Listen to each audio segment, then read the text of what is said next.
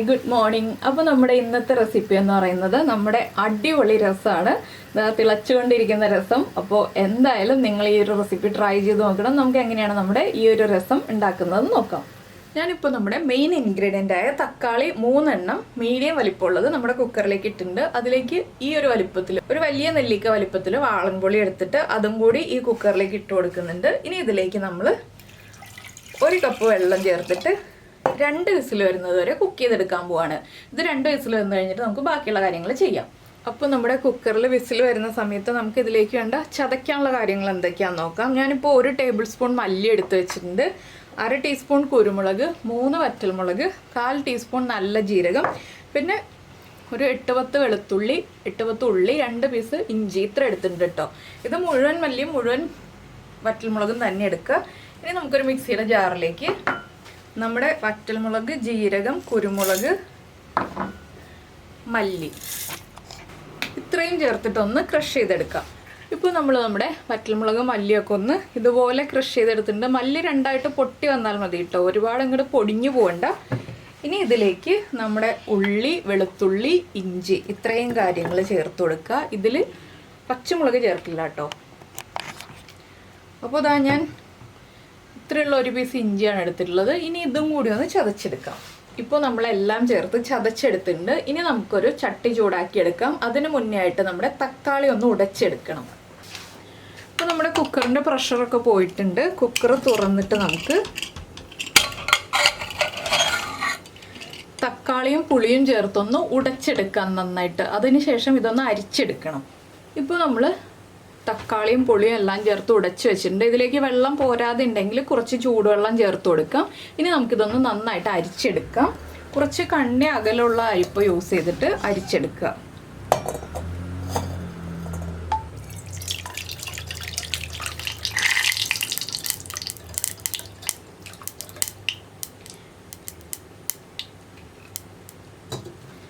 ഇനി നമുക്കൊരു ചട്ടിയിൽ എണ്ണ ചൂടാക്കി എടുക്കാം, അല്ലെങ്കിൽ പാനിൽ നമ്മൾ ഏതിലാണോ രസം തയ്യാറാക്കുന്നത് അതിൽ എണ്ണ ചൂടാക്കി എടുക്കാം. വെളിച്ചെണ്ണയിൽ തന്നെ ഈ ഒരു രസം ചെയ്യണം.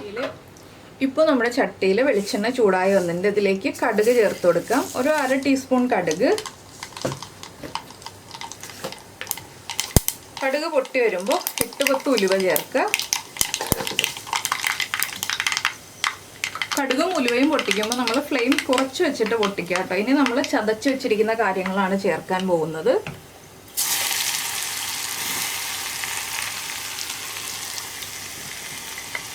ഇതൊന്ന് ചേർത്തിട്ട് നന്നായിട്ട് ഇളക്കി കൊടുക്കുക. ഇതിലേക്ക് നമുക്കിനി വേപ്പില ചേർത്ത് കൊടുക്കാം. ഞാനിപ്പോൾ ഒരു 2 തണ്ട് കറിവേപ്പില ചേർക്കുന്നുണ്ട്. ഇനി നമുക്ക് ഫ്ലെയിം കൂട്ടി വെച്ചിട്ട് ഈ ഉള്ളിയും വെളുത്തുള്ളിയൊക്കെ ഒന്ന് വഴന്ന് വരുന്നത് വരെ ഇളക്കി കൊടുക്കുക. ഒരുപാട് സമയം വഴറ്റാനില്ല, എല്ലാം നന്നായിട്ട് ചതഞ്ഞിരിക്കുന്നത് കൊണ്ട് തന്നെ ഒരു 1-1.5 മിനിറ്റ് വഴറ്റിയാൽ മതി കേട്ടോ. ഇതിൻ്റെ കൂടെ തന്നെ നമുക്ക് 1/2 ടീസ്പൂൺ മഞ്ഞൾപ്പൊടി ചേർത്ത് കൊടുക്കാം. മഞ്ഞൾപ്പൊടിയും കൂടി ചേർത്ത് നന്നായിട്ട് വഴറ്റുക. ആ ഇഞ്ചിയുടെയും വെളുത്തുള്ളിയുടെയും ഒക്കെ റോ ടേസ്റ്റ് ഒന്ന് മാറി വരണം. അത്രയും സമയം വഴറ്റിയാൽ മതി. ഇത് ഒരുപാട് കുക്കിംഗ് ഉള്ള റെസിപ്പി അല്ല കേട്ടോ. അപ്പോൾ ഞാനൊരു ചെറിയ ക്വാണ്ടിറ്റി രസം മാത്രമേ ഉണ്ടാക്കുന്നുള്ളൂ, അതുകൊണ്ടാണ് കേട്ടോ ഈ ചെറിയ ചട്ടിയിൽ ഉണ്ടാക്കുന്നത്.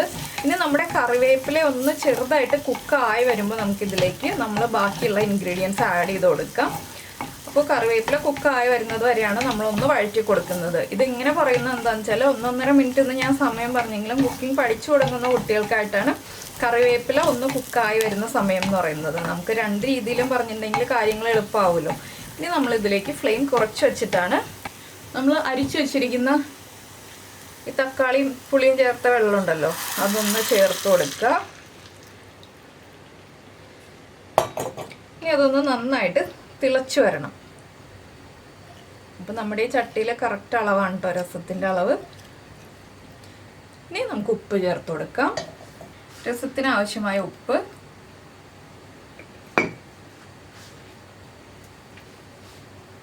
അതുപോലെ തന്നെ കുറച്ച് മല്ലിയില.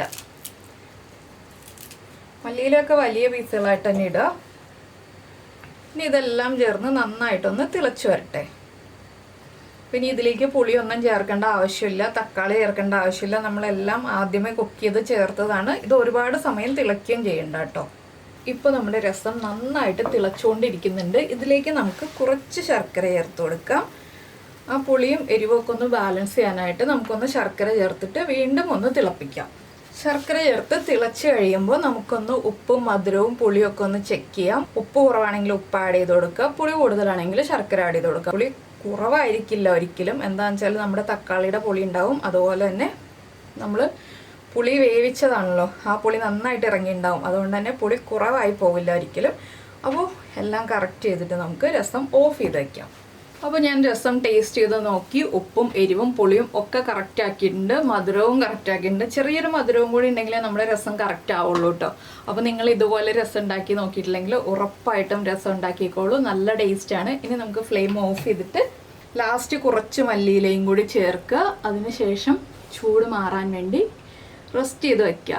എന്താണെന്ന് വെച്ചാൽ നമ്മൾ തലേ ദിവസം രസം ഉണ്ടാക്കി വെച്ചിട്ട് പിറ്റേ ദിവസം, അതായത് ഇന്ന് രസം ഉണ്ടാക്കി വെച്ചിട്ട് നാളെ ഉപയോഗിക്കുക, അല്ലെങ്കിൽ രാവിലെ രസം ഉണ്ടാക്കി വെച്ചിട്ട് രാത്രി ഉപയോഗിക്കുക. ഞാനിപ്പോൾ രാത്രിയാണ് രസം ഉണ്ടാക്കുന്നത്. രാത്രി രസം ഉണ്ടാക്കി വെച്ചിട്ട് നാളത്തേക്കായിട്ടാണ് ഉപയോഗിക്കാൻ പോകുന്നത്. അപ്പോൾ നിങ്ങൾ ഇങ്ങനെ രസം ഉണ്ടാക്കി നോക്കിയിട്ടില്ലെങ്കിൽ ഉറപ്പായിട്ടും ട്രൈ ചെയ്തിട്ട് നിങ്ങളുടെ അഭിപ്രായം താഴെ ഒന്ന് കമൻറ്റ് ചെയ്യണം കേട്ടോ. അതുപോലെ ഇഷ്ടമാണെങ്കിൽ ഒന്ന് ലൈക്ക് ചെയ്യാനും മറന്നു പോരുത്. പിന്നെ നമ്മുടെ ചാനൽ ആദ്യമായിട്ട് കാണുകയാണെങ്കിൽ നമ്മുടെ വീഡിയോ പ്രസൻറ്റ് ചെയ്യുന്ന രീതിയൊക്കെ ഇഷ്ടമായിരുന്നുണ്ടെങ്കിൽ നമ്മുടെ ചാനൽ ഒന്ന് സബ്സ്ക്രൈബ് ചെയ്ത് സപ്പോർട്ട് ചെയ്യണേ. അപ്പോൾ നമ്മുടെ ചട്ടി ആയതുകൊണ്ട് കുറച്ച് സമയവും കൂടി തിളച്ചുകൊണ്ടിരിക്കും. അപ്പോൾ ചൂട് മാറി കഴിഞ്ഞിട്ട് മാത്രം ഉപയോഗിക്കുക. അപ്പോൾ നമുക്ക് നമ്മുടെ അടുത്ത റെസിപ്പിയുമായിട്ട് അടുത്ത ദിവസം വീണ്ടും കാണാം.